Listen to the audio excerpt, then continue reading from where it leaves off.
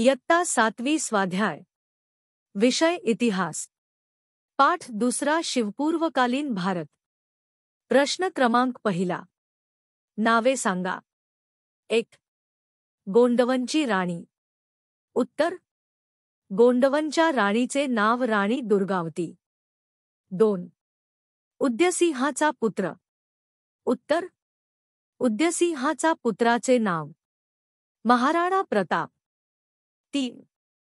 मुघल सत्तेचा संस्थापक उत्तर मुघल सत्तेचा संस्थापक याचे नाव बाबर 4. बहमनी राज्याचा पहिला सुलतान उत्तर बहमनी राज्याचा पहिला सुलतान याचे नाव हसन गंगू 5. गुरु गोविंद सिंग यांनी स्थापन केलेले दल उत्तर गुरु गोविंद सिंग यांनी स्थापन केलेले दलाचे नाव आहे खालसा दल प्रश्न क्रमांक दुसरा गटात बसणारा पर्याय निवडा 1. सुलतान मुहम्मद कुतुबुद्दीन ऐबक मुहम्मद घोरी बाबर गटात बसणारा पर्याय आहे बाबर 2. आदिलशाही निजामशाही सुलतानशाही बरीदशाही गटात बसणारा पर्याय आहे सुलतानशाही 3. अकबर हुमायून शेरशाह औरंगजेब गटात बसणारा पर्याय आहे औरंगजेब प्रश्न क्रमांक तिसरा थोडक्यात उत्तरे लिहा 1. विजयनगर व बहमनी ही 2 राज्ये का उदयास आली उत्तर दिल्लीचा सुलतान मुहम्मद तुघलकाचे वर्चस्व झुगारून देण्यासाठी दक्षिणेमध्ये सरदारांनी बंड केले होते दौलताबादचा किल्ला त्यांनी जिंकून घेतला हसन गंगू हा या सरदारांचा प्रमुख याने दिल्लीच्या सुलतानाच्या सैन्याचा पराभव केला अर्थात दिल्लीचा सुलतान मुहम्मद तुघलक याच्या कारकिर्दीत दिल्लीच्या मध्यवर्ती सत्तेविरुद्ध दक्षिणेमध्ये उठाव झाले म्हणून विजयनगर व बहमनी ही 2 राज्ये उदयास आली 2. महमूद गावांने कोणत्या सुधारणा केल्या उत्तर महमूद गावांने पुढील सुधारणा केल्या महमूद गावांने बहमनी राज्यास आर्थिक सामर्थ्य प्राप्त करून दिले त्यांनी सैनिकांना जहागिरी देण्याऐवजी रोख पगार देण्यास सुरुवात केली सैन्यामध्ये शिस्त आणली जमीन महसूल व्यवस्थेत सुधारणा केली तसेच बिदर येथे अरबी व फारसी विद्यांच्या अभ्यासासाठी मद्रसा स्थापन केले 3. मुघलांना आसाममध्ये आपली सत्ता दृढ करणे का अशक्य झाले उत्तर औरंगजेबाच्या काळात आहोमांचा मुघलांशी दीर्घकाळ संघर्ष झाला मुघलांनी आहोमांच्या प्रदेशावर आक्रमण केले आहोम गदाधरसिंह याच्या नेतृत्वाखाली संघटित झाले लाच्छित बडफुकन या सेनानीने मुघलांविरुद्ध तीव्र संघर्ष केला आहोमांनी मुघलांविरुद्धच्या संघर्षात गनिमी युद्धतंत्राचा अवलंब केला त्यामुळे मुघलांना आसाममध्ये आपली सत्ता दृढ करणे अशक्य झाले प्रश्न क्रमांक 4 तुमच्या शब्दात थोडक्यात माहिती लिहा 1. कृष्णदेवराय उत्तर कृष्णदेवराय हे इ.स. 1509 मध्ये विजयनगरच्या गादीवर बसले त्यांनी विजयवाडा आणि राजमहेंद्री हे प्रदेश जिंकून आपल्या राज्यास जोडले बहमनी सुलतान महमूद शाह याच्या नेतृत्वाखाली एकत्रित आलेल्या सुलतानांच्या सैन्यसंघाचा त्यांनी पराभव केला कृष्णदेवरायाच्या कारकिर्दीत विजयनगरचे राज्य पूर्वेस कटकपासून पश्चिमेस गोव्यापर्यंत व उत्तरेस रायचूर दोआबापासून दक्षिणेस हिंदी महासागरापर्यंत पसरलेले होते ते विद्वान होते त्यांनी तेलुगू भाषेमध्ये आमुक्तमाल्यदा हा राजनीतीविषयक ग्रंथ लिहिला त्यांच्या कारकिर्दीत विजयनगरमध्ये 1000 राम मंदिर विठ्ठल मंदिराचे बांधकाम झाले कृष्णदेवरायांचा मृत्यू इ.स. 1530 मध्ये झाला त्यानंतर विजयनगरच्या राज्यास उतरती कळा लागली 2. चांदबिबी उत्तर इ. 1595 मध्ये मुघलांनी अहमदनगर या निजामशाहीच्या राजधानीवर हल्ला करून अहमदनगरच्या किल्ल्याचा वेढा दिला. अहमदनगरच्या हुसेन निजामशाहची कर्तबगार मुलगी चांदबिनी हिने अत्यंत धैर्याने तो किल्ला लढवला. त्यावेळी निजामशाहीतील सरदारांमध्ये दुही निर्माण झाली. या दुहीतून चांदबिबीस ठार मारले गेले. 3. राणी दुर्गावती. उत्तर. चंदेल राजपुतांच्या घराण्यात जन्मलेली दुर्गावती लग्नानंतर गोंडवनची राणी झाली. तिने उत्तम रीतीने राज्यकारभार केला. मध्ययुगीन इतिहासामध्ये गोंडवनची राणी दुर्गावती हिने मुघलांविरुद्ध दिलेला लढा महत्त्वाचा आहे. राणी दुर्गावतीचे पतीच्या मृत्यूनंतर अकबराविरुद्ध लढताना प्राणार्पण केले, परंतु शरणागती पत्करली नाही. प्रश्न क्रमांक 5. सकारण लिहा. 1. बहमनी राज्याची 5 शकले झाली. उत्तर. कारण महमूद गावानंतर बहमनी सरदारांमध्ये गटबाजी वाढीस लागली. विजनगर व बहमनी यांच्यातील संघर्षाचा बहमनी राज्यावर प्रतिकूल परिणाम झाला.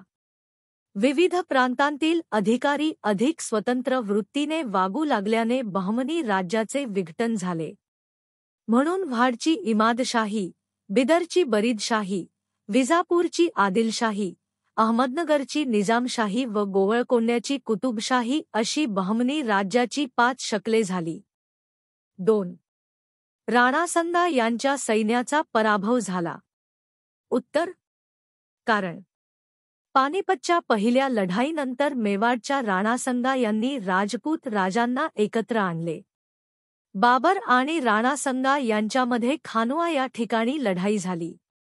या लढाईत बाबराचा तोफखाना आणि त्याचे राखीव सैन्य प्रभावी कामगिरी केली.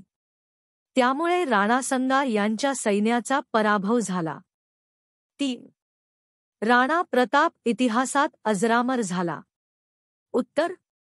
कारण राणा उदयसिंह यांच्या मृत्यूनंतर महाराणा प्रताप हे मेवाडच्या गादीवर बसले. त्यांनी मेवाडच्या अस्तित्वासाठी संघर्ष चालू ठेवला.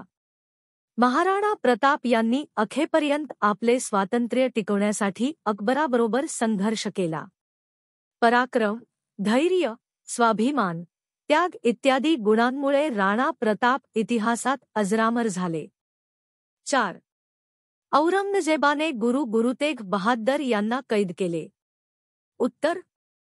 कारण औरंगजेबाच्या असहिष्णु धार्मिक धोरणाविरुद्ध शिखांचे 9वे गुरु तेग बहाद्दर यांनी तीव्र नापसंती दर्शवली. त्यामुळे औरंगजेबाने गुरु तेग बहाद्दर यांना कैद केले.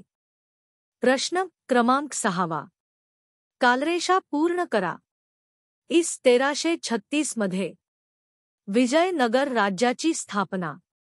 बहमनी राज्याची स्थापना इ. 1347 मध्ये झाली. इ. 509 मध्ये कृष्णदेवराव विजनगरच्या गादीवर आला. मुघल सत्तेची स्थापना इ. 526 मध्ये झाली. प्रश्न क्रमांक 7.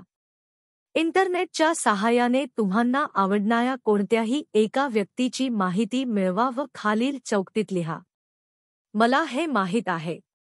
महाराष्ट्राच्या जडणघडणीतील शिल्पकार महात्मा फुले. उत्तर. मला हे माहीत आहे. महाराष्ट्राच्या जडणघडणीतील शिल्पकार महात्मा फुले. महात्मा फुले यांचा जन्म 11 एप्रिल 1827 साली पुणे येथे झाला. त्यांचे मूळ आडनाव गोहे होते. ते जातीने क्षत्रिय माळी होते. त्यांच्या घराण्यात फुलांचा व्यवसाय असल्याने त्यांचे गोहे ऐवजी फुले आडनाव पडले. वयाच्या 13व्या वर्षी त्यांचा सावित्रीबाई या कन्येशी विवाह झाला.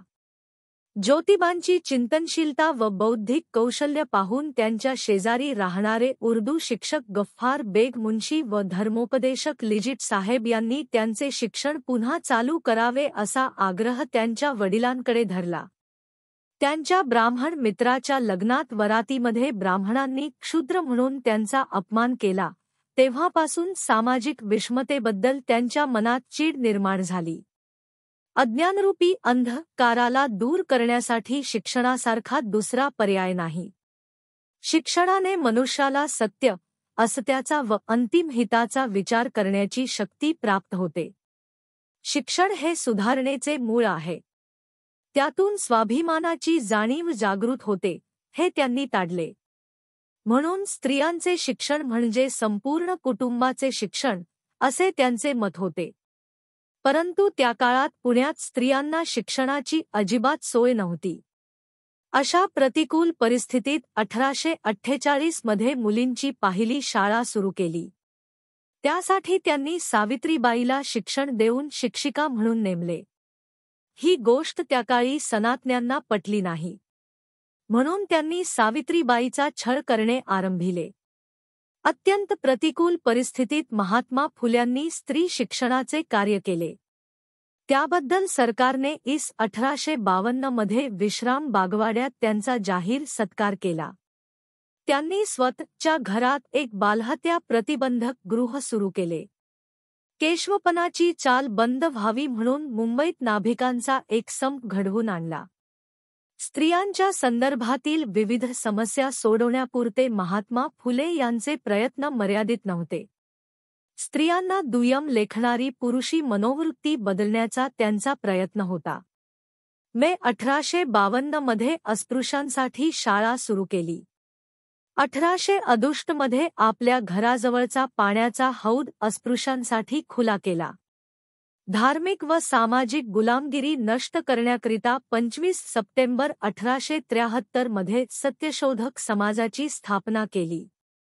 महाराष्ट्रातील शेतकरी अनिष्ट चालीरीती, धर्मभोळेपणा याखाली दबला होता आणि दारिद्र्य, मागासलेपणा, कर्जबाजारीपणा यात तो पिचून गेला होता.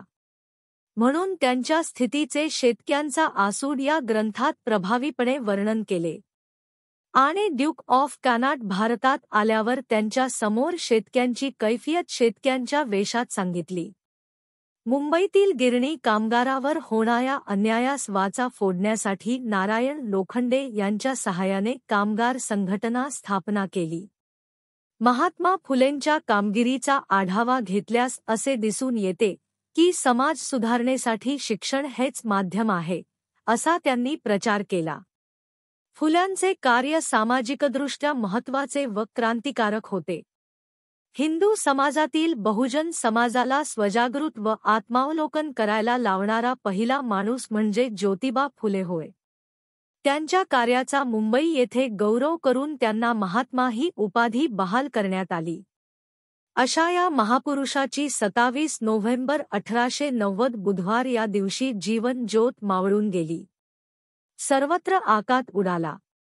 पुणे हळहळले, मुंबई हादरली.